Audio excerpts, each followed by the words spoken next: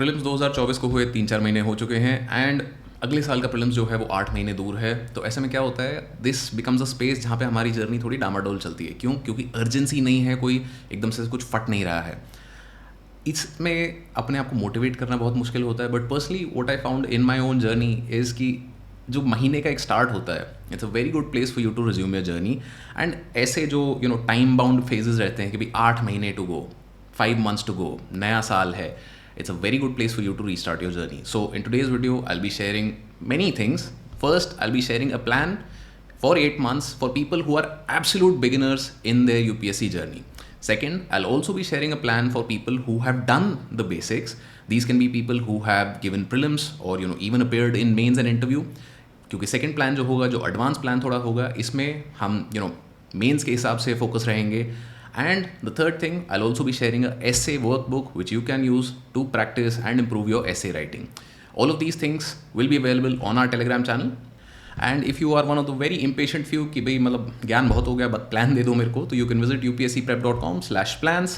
यहाँ पे आपको नीचे जाके 8 month plan for beginners and advanced दोनों शीट्स यहाँ पे मिल जाएंगे. उसके अलावा बहुत सारी और शीट्स यहाँ पे जो रहती हैं, मेंस का PYQ analysis, prelims PYQ analysis, all of these things we share out for free every so often, so you can check that out. Link for all of these things will be in the video description. So before we go any further, ये जो हमारे plans है, जो beginner का plan है and जो advanced वाला plan है, these are based on the timetable that we also follow in our courses. UPSC Essential is the beginner plan के basis पे जो हमारा course चलता है वो है, and GS Advanced जो कि अगर आपने basic तैयारी सारी कर ली है तो that is what the GS Advanced course is for.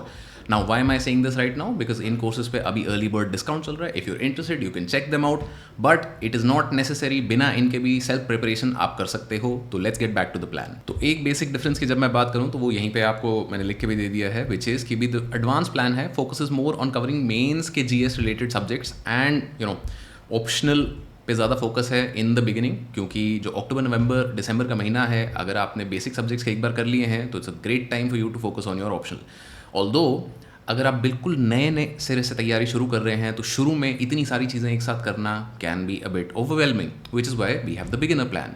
And in both of these plans कुछ बेसिक चीज़ें हम यहाँ पे बात करें, अज्यूम करके चलेंगे. नंबर 1 कि आप एब्सोल्यूट बिगिनर हैं या आप एडवांस्ड हैं, तो करंट अफेयर्स के लिए रेगुलर बेसिस पे आप न्यूज़पेपर पढ़ रहे हैं. क्योंकि newspaper is one of the best resources that you can get for your current affairs preparation. अब उसमें से नोट्स बनाना आज की डेट में ज़रूरी नहीं है. नोट्स आप जनवरी ऑनवर्ड्स भी बनाएंगे तो भी चलेगा, but you need to start reading the newspaper on a regular basis. क्योंकि न्यूज़पेपर से बढ़िया कोई सोर्स नहीं है for covering current affairs.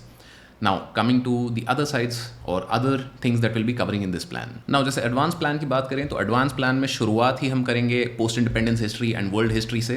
And उसके अलावा एस्से का वर्कबुक एक और मैं इस वीडियो के साथ शेयर करूँगा, will also be available on the Telegram channel. तो वीकेंड्स पे आप एस्से का वर्कबुक पढ़ो एक बार कि भाई किस तरीके से एस्से को अप्रोच करना है. And in the next 2-3 months every alternate weekend पे आप एक एस्से लिखने का प्रैक्टिस भी करो. क्योंकि इन दी एंड अभी ये प्रैक्टिस हो गई, अभी फीडबैक मिल गया इस पर, तो बहुत बढ़िया चीज़ है. क्योंकि फिर बाद में जाके इस चीज़ का स्ट्रेस नहीं होता.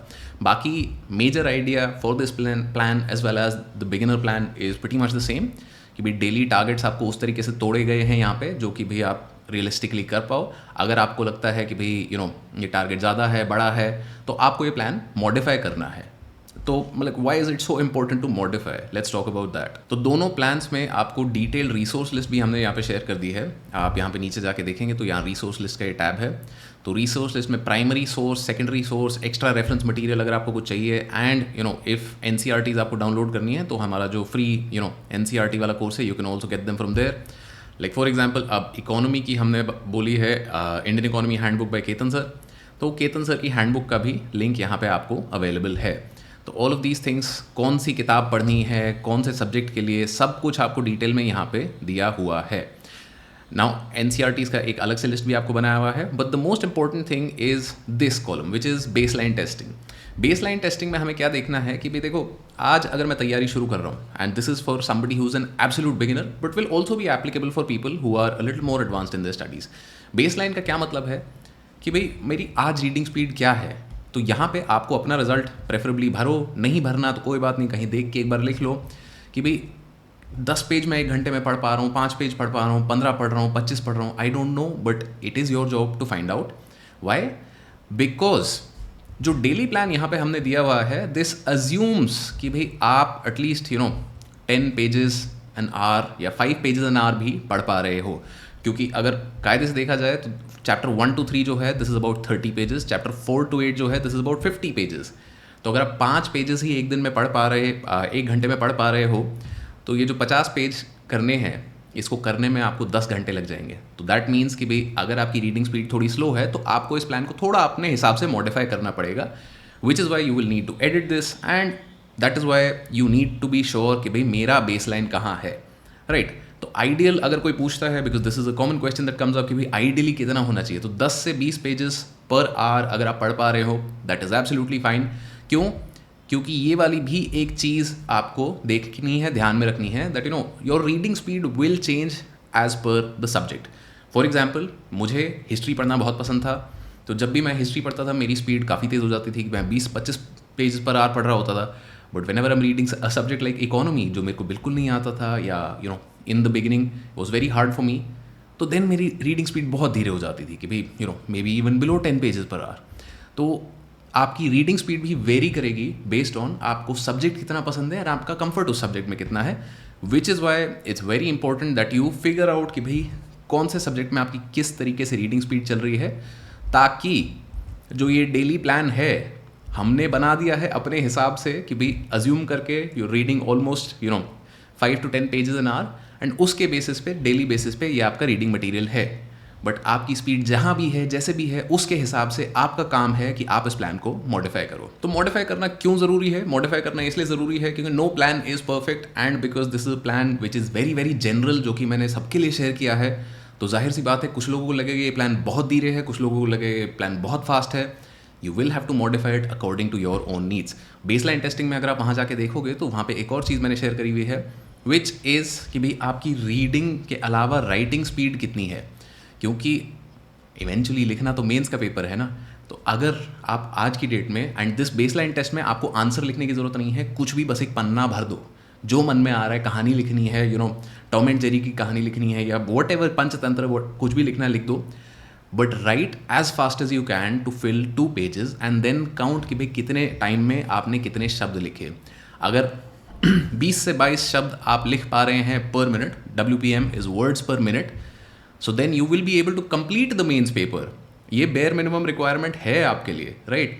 तो अगर आज आपकी राइटिंग स्पीड इससे कम है, no need to be worried about that. क्यों? क्योंकि आपके पास समय है to improve on these things and that is what this plan is all about.